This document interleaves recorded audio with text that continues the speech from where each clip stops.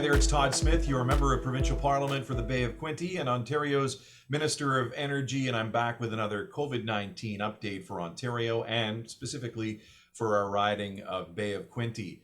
Ontario is doing extremely well, and I touch wood as I say this, but we're tracking well below the lower range scenario for intensive care unit projections that were outlined by the science table last month. And as a result of the cautious approach that we've been taking, the province really does continue to report one of the lowest rates of active cases in the country and well below the national average, which is all good news. Ontario is tracking well below the lower range for ICU projections, and at the same time, vaccinations are continuing to rise. We're now at about 88.5% of the population that's eligible with one dose, and we've got almost 85% fully vaccinated, which is great news. More than 11 million people in Ontario are fully vaccinated, and since the launch of the vaccine certificate on October 15th, 7 million people have signed up for the enhanced vaccine certificate with the official QR code, and things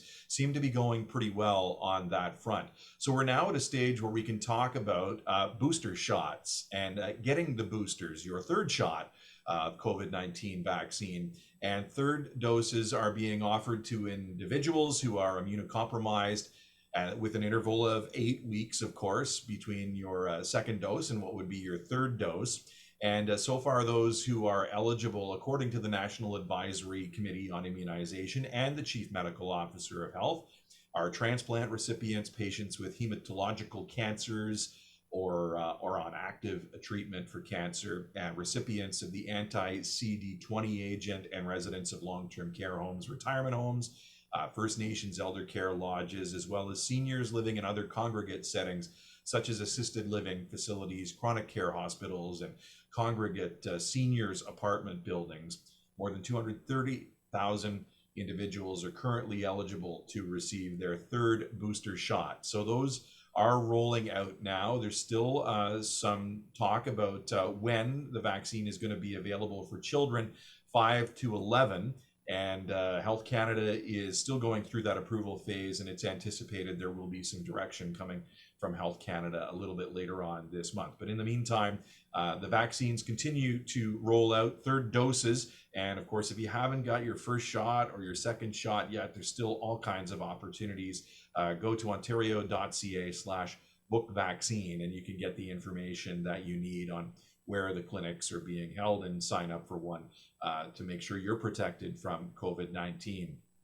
Some other news that has been coming from Queen's Park this week. The $15 minimum wage has been announced as part of a larger package from the Minister of Labor Training and Skills Development when it comes to protecting workers and supporting workers. So as of January 1st, the minimum wage will be jumping up to $15 an hour, and that will also be the case for servers as well. We were one of the last provinces, if not the last, that actually had a server wage. And so if you serve food or serve alcohol, no longer will you be making $12 an hour, you'll be making $15 an hour. Some other policies that are part of that, it's disconnecting from work policy so that you can have an agreement with your employer that's very transparent on when you can actually unplug. You won't get a call at midnight from your employer asking you to get that speech done in the case of some of my employees. Some other pieces to that: washroom breaks for truck drivers and delivery drivers, and access to washrooms was a part of that. It's something we've heard about over the last little while. Licensing for temp agencies, also limitation on non-compete clauses. So there's been a lot in this labor bill that Minister McNaughton has brought forward, but the latest is the $15 minimum wage jump for those who are on minimum wage. And we know that the Help Wanted sign is out at a lot of our local businesses these days. They're struggling to find employees, and some of them have already been offering much more than the minimum wage to try and fill those different vacancies that they have at their place of employment. There was also a bill that was brought forward from my colleague, the Minister of Multiculturalism, Parm Gill, It's the Poppy Amendment, which is timely and just indicates that every worker, no matter where you work, has the right to wear a poppy. And there were some workplaces that were banning their employees from wearing poppies, but we think it's a very, very important symbol that, especially at this time of year with Remembrance Day just around the corner, that everybody should be able to wear a poppy to show their respects for those who paid the ultimate price. There's been some money that's come to our local municipalities in the last week. The Ontario Municipal Partnership Fund has resulted in $1.4 million. That's a big increase for Quinte West, and $3 million for Prince Edward County. That money can go into their treasury to be used for various priorities determined by their local councils, whether capital or operating funds.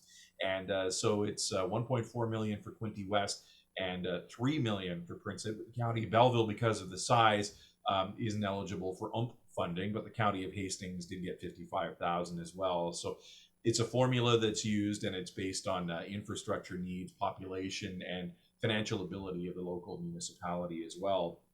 We've been talking a lot about long-term care changes, and this has been a real priority for our government since taking office. Not only do we want to build new beds and rehabilitate a lot of the older ward style beds, we are bringing major changes. Direct hours of care is on its way to 4 hours per patient per day in a long-term care facility. We've also aligned the residents' Bill of Rights with the Ontario Human Rights Code, standardized resident and family surveys. There's stronger public reporting requirements. There's new compliance tools. There's double the monetary penalties now, and continuous improvement initiatives that are in place. Voluntary compliance is gone. It's done. There are administrative penalties that now exist, and more inspectors are being hired, which I think is really important for this sector.